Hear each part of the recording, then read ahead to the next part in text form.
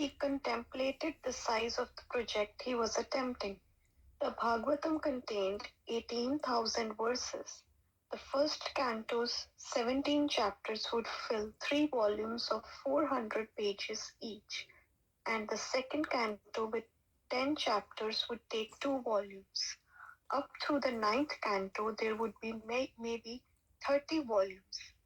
The 10th canto, containing 90 chapters, would take 20 volumes. There were 12 cantos, and so the total would be at least 60 volumes. He thought he might be able to finish it in 5 to 7 years. If the Lord keeps me physically fit, then in the fulfillment of Srila Prabhupada's will, I could complete this work. He decided to introduce the first volume with the biographical sketch of Lord Chaitanya Mahaprabhu, the ideal preacher of the Bhagavatam.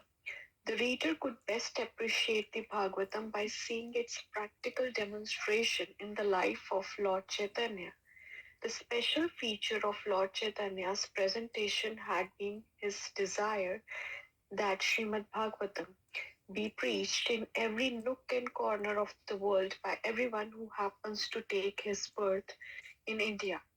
Lord Chaitanya had called Srimad Bhagavatam the spotless Purana and had considered the chanting and hearing of Srimad Bhagavatam along with the Hare Krishna mantra to be complete scientific process for developing pure love of God.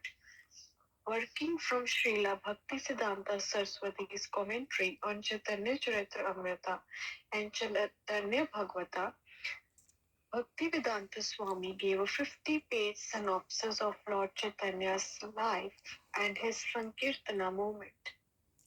He described Lord Chaitanya's divine ecstasies, his philosophical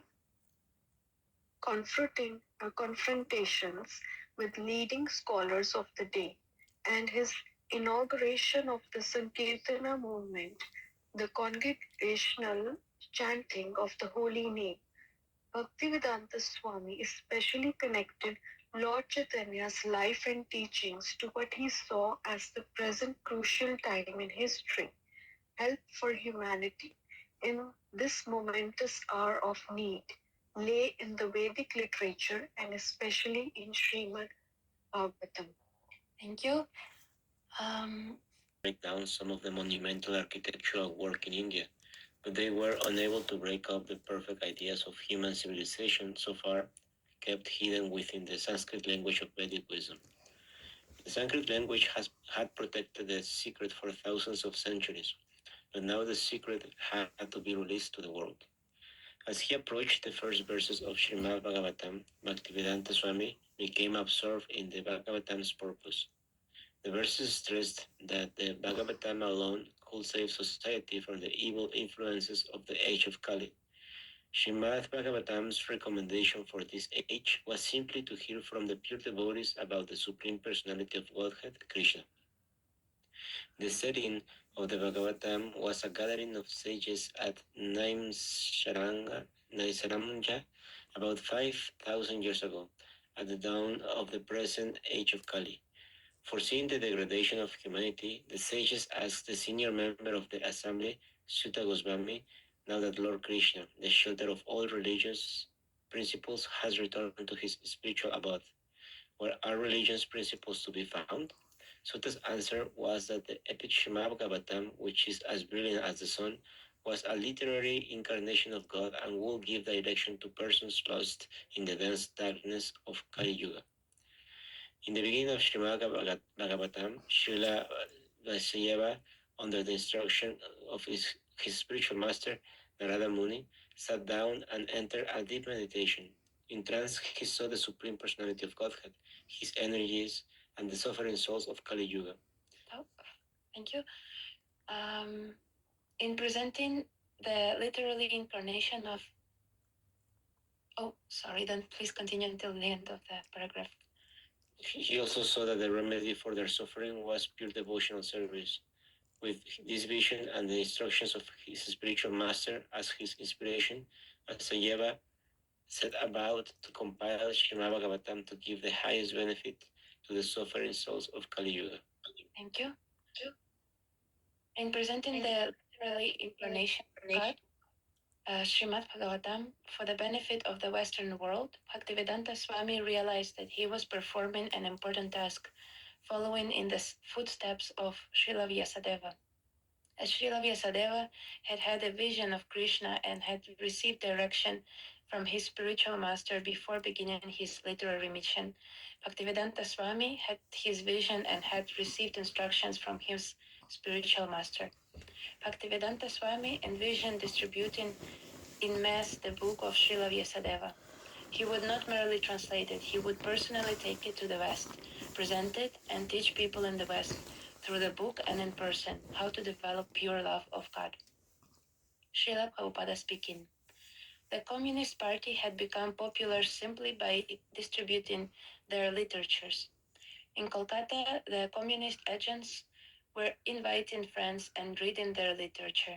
The Russians never came to India, but by distributing literature in every language, they got a pretty good number of followers. If it is possible for ordinary, third class, mundane literature, why shouldn't transcendental literature create devotees all over the world? There is good potency for pushing on these literatures very vigorously from village to village. The Bhagavata Dharma is the original religion of the human society. Whatever else may be passing as religion has come from the Vedic literature. People are after these books. They are hankering for them.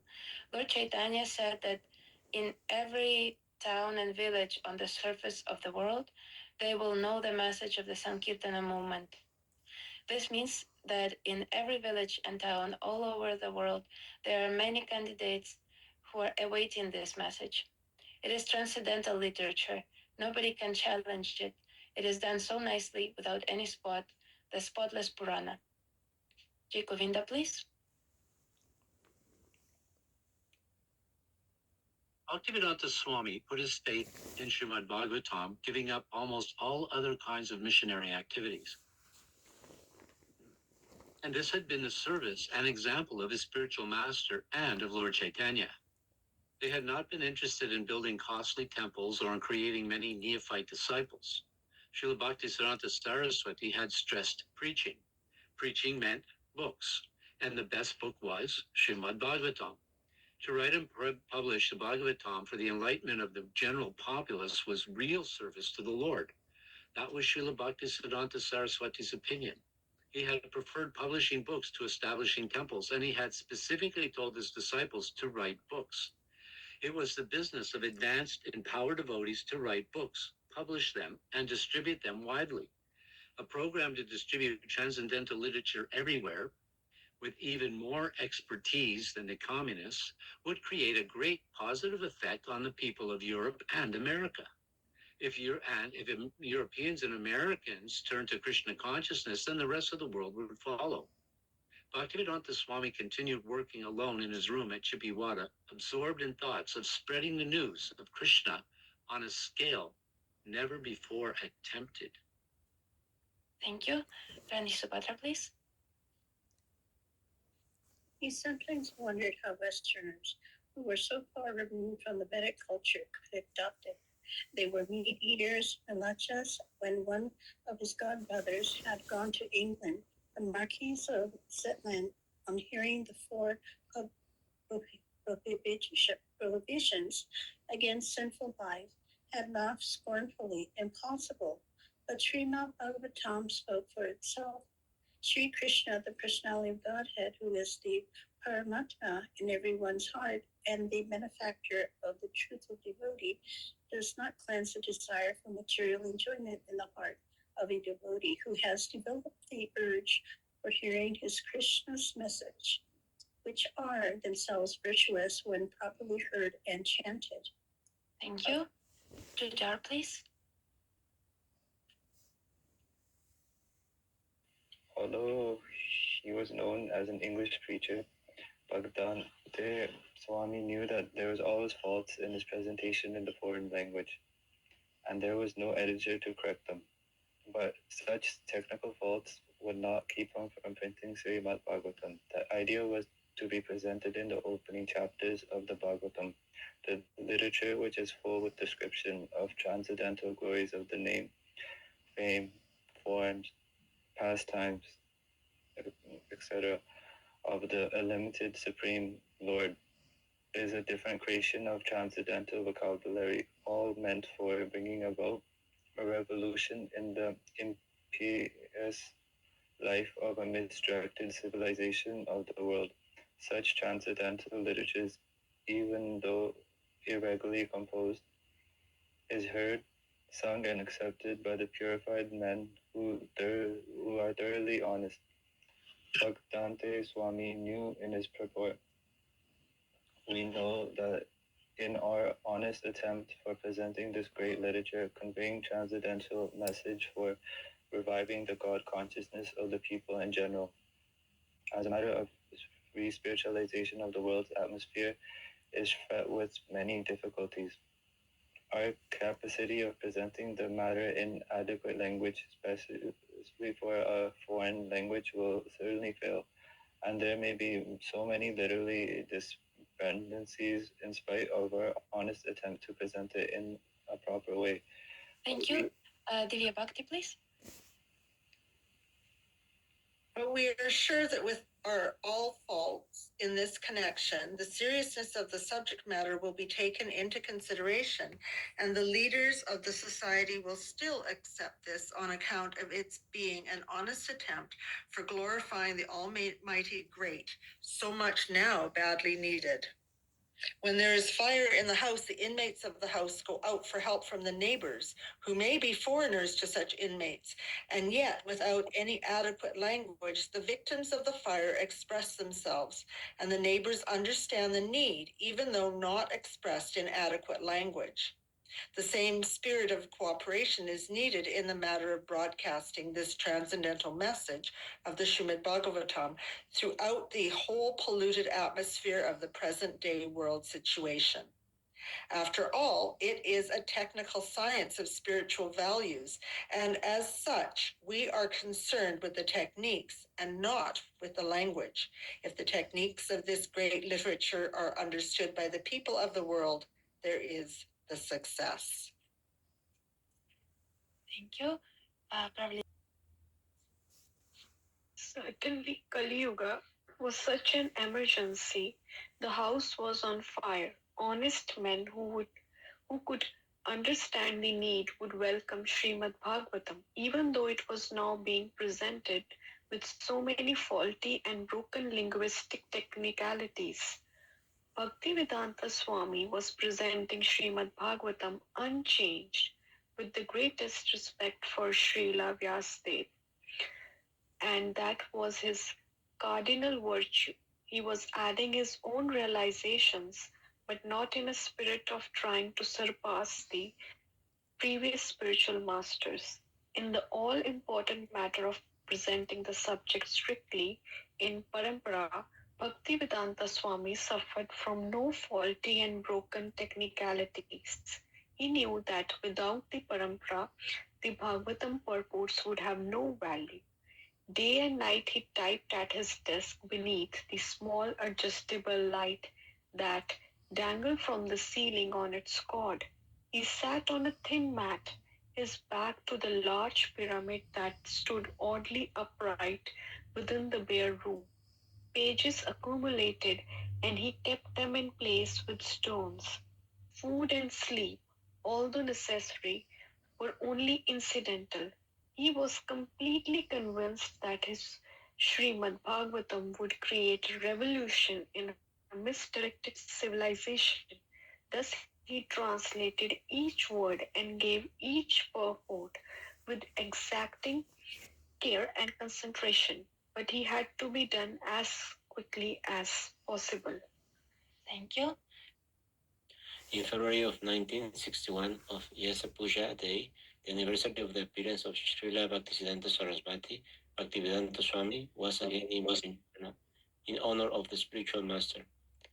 Some of Srila Bhaktisiddhanta's disciples had gathered, offered flowers before his picture, and held congregational chanting in the temple.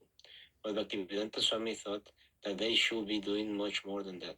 They should be planning and executing the worldwide preaching mission that Bhaktisiddhanta Sarasvati had desired. Instead, they were a gathering of independent individuals, each with his own small idea, each maintaining a small center or living at a center, but with no world programs. Not even a program for India. Most of them had no plans or vision beyond their own bodily maintenance. Bhaktisiddhanta Sarasvati had asked for a governing body to conduct his movement, but there was no governing body, and practically there was no movement. Some who had fought bitterly were again on speaking terms and feared that any sudden organizational attempts now might simply stir up all animosities. At least they could gather together and make an offering to their spiritual master. Amongst his god brothers, Bhaktivedanta Swami was a junior sannyasi, although a recognized writer and editor. He had no temple or followers, yet he knew he was trying to follow Bhaktisiddhanta Sarasvati. He saw himself helpless, and alone against the vast forces of Maya.